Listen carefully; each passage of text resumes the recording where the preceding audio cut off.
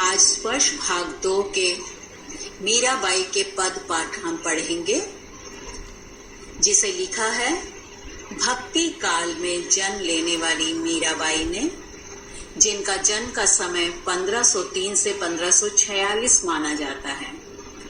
कहा जाता है कि जोधपुर के चौकड़ी गांव में इनका जन्म हुआ। मात्र 13 वर्ष की ही थी कि महाराणा सांगा के कुंवर भोजराज से उनका विवाह हो गया था। जल्द ही पति का स्वर्गवास हुआ। बाल अवस्था में माता जी का देहांत हो गया था।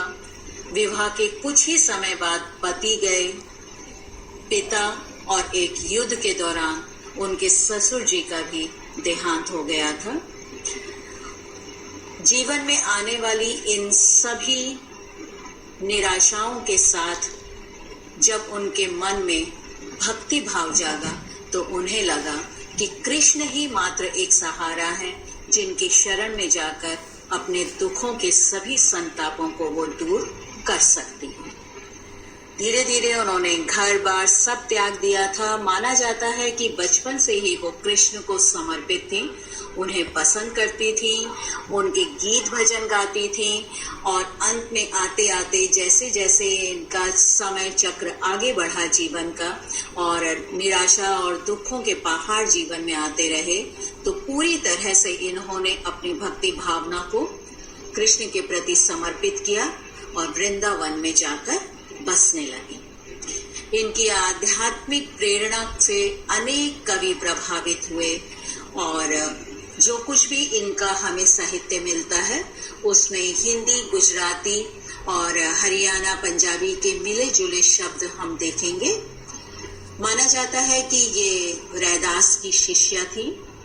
संत कवि रैदास, जिन्हें आपने 9वीं कक्षा में भी पढ़ा होगा रैदास के पद में, तो इन पर योगियों का, संतों का, वैष्णव भक्तों का अच्छा खासा प्रभाव था और जिन संतों, योगियों, सज्जनों के बीच ये उठा बैठा करती थी, उन्हीं की भाषा का प्रभाव इन पर भी पड़ा और इनके मुख से निकलने वाले, लिखे जाने वाले जो गीत थे, पद थे, भजन थे, उन सब में हम जिस भाषा को पाते हैं वो राजस्थानी, ब्रज और गुजराती, पंजाबी, खड़ी बोली, पूर्वी हिंदी का मिला जुला रूप पाया जाता है। तो अपने पारिवारिक संतापों से मुक्ति पाने के लिए इन्होंने श्री कृष्ण की शरण ली, जैसे कहा ही है। और आने वाले जो हमारे पाठ्यक्रम में दोनों पद हैं उसमें आप पाएंगे कि पहला पद बताता है कि किस तरीके से आपने, हे प्रभु, हमेशा अपने भक्तों पर कृपा की है।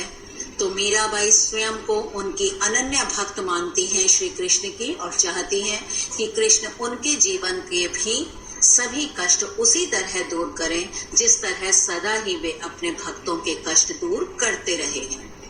इसके लिए पहले पद को आप देखेंगे। हरियाप हरो जनरी भीर, भीर होता है दुख, कष्ट। द्रौपदीरी लाज राखी, आप बढ़ायो चीर। भगत कारण रूप नरहरि, धर्यो आप शरीर।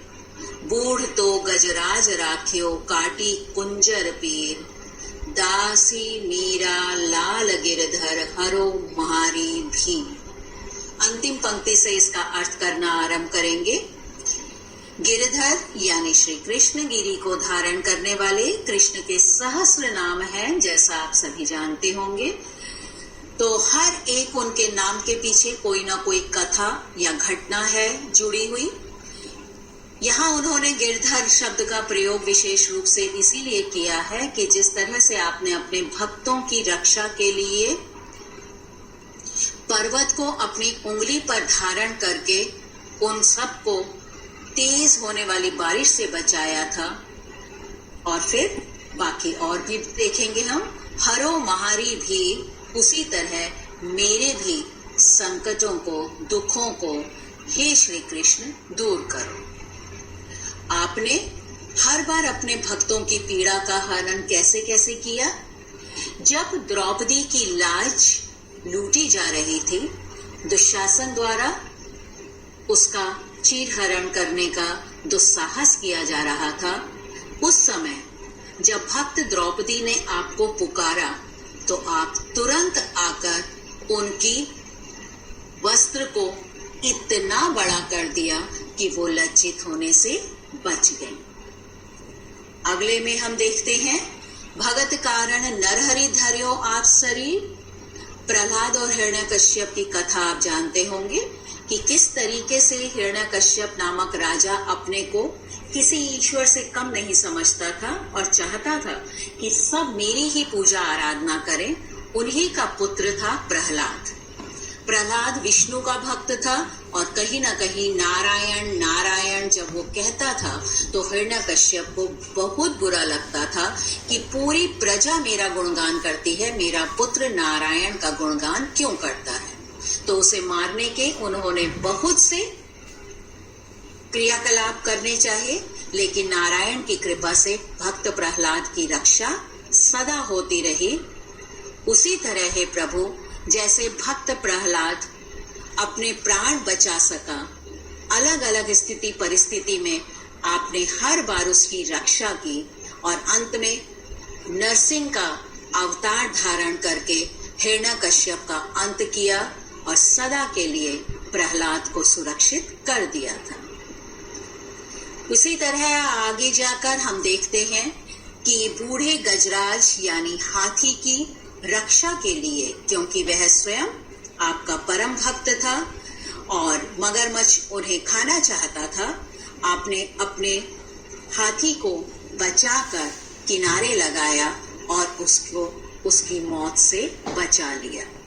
मेरे भी जीवन में संकट संकट संकट ही है।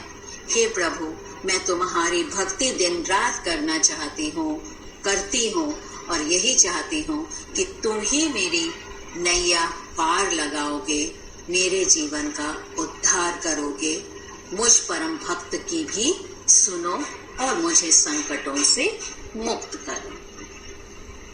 इसी से संबंधित यदि हम प्रश्न देखें तो पहला प्रश्न आता है कि पहले पद में मीरा ने हरि से अपनी पीड़ा हरने की विनती किस तरह की, तो आप इसी तरह से इन चारों संदर्भों को समझाएंगे।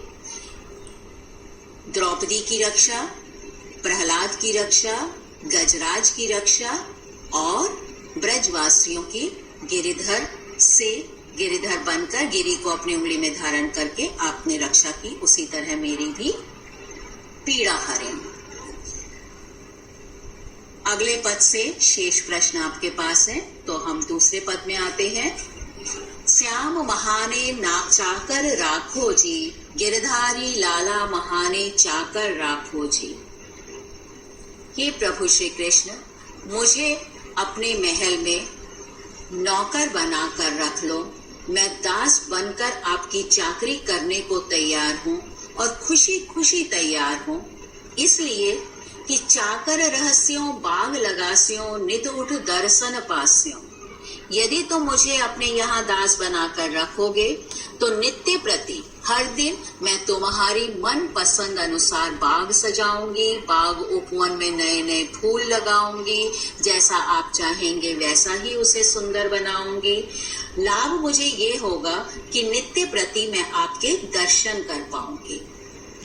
वृंदावनरी कुंज गली में नित्य दर्शन इसीलिए कर पाऊंगी क्योंकि वो आपका महल होगा और महल के बीचों बीच मुझे एक स्थान देना जहां मैं रह सकूं, ताकि आते जाते जब भी मैं तुम्हारे दर्शन करूं तो अपने भाग्य को सराहूं कि मेरा सौभाग्य है कि मैं आपकी शरण में।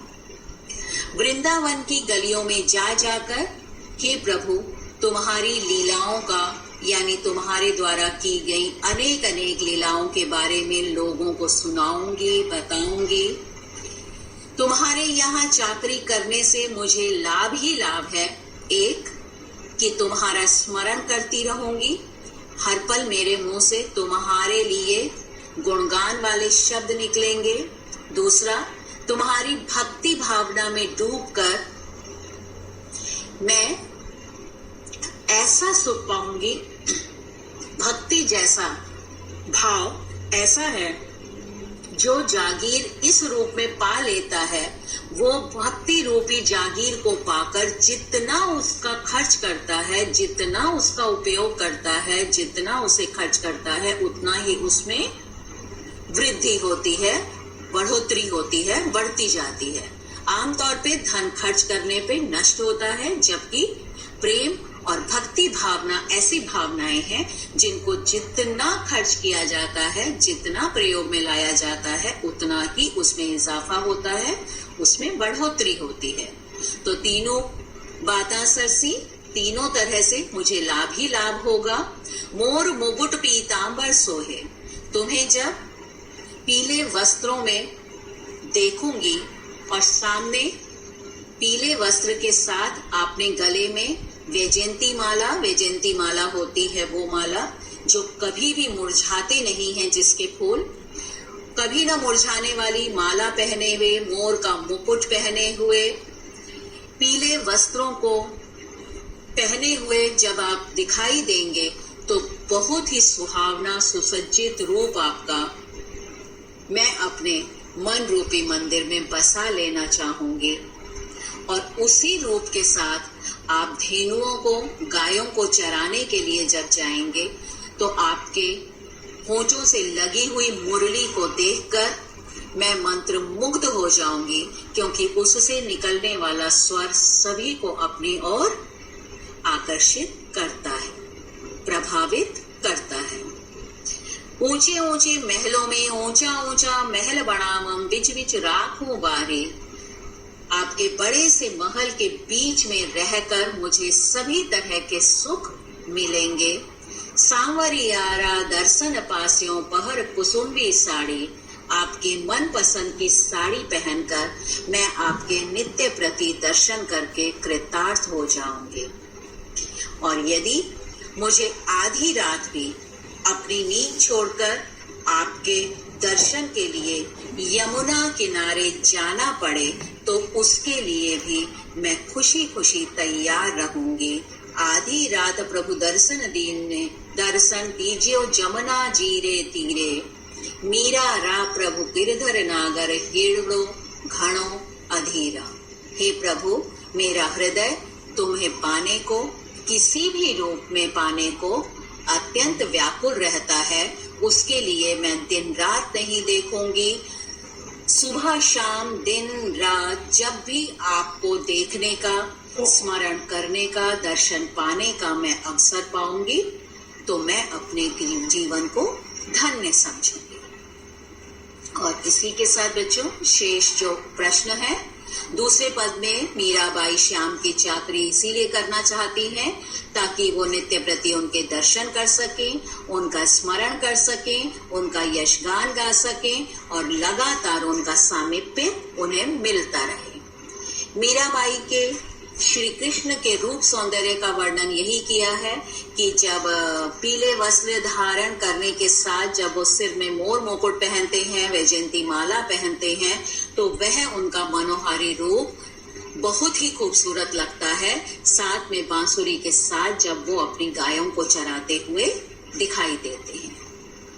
मीराबाई के श्री कृष्ण के रूप सौंदर्य का वर्णन इस तरीके से आप कर सकते हैं। और भाषा शैली, जैसे आरंभ में ही कहा कि 5 अलग अलग बोली भाषाओं का प्रयोग मिलता है इनकी रचनाओं में। अगला प्रश्न 5वां है, कृष्ण को पाने के लिए वे क्या क्या कार्य करने को तैयार रहती थी। वो आधी रात उनके दर्शन करने के लिए यमुना के किनारे जाने को तैयार हैं। नंबर 2, उनकी पसंद की साड़ी पहनने को तैयार हैं।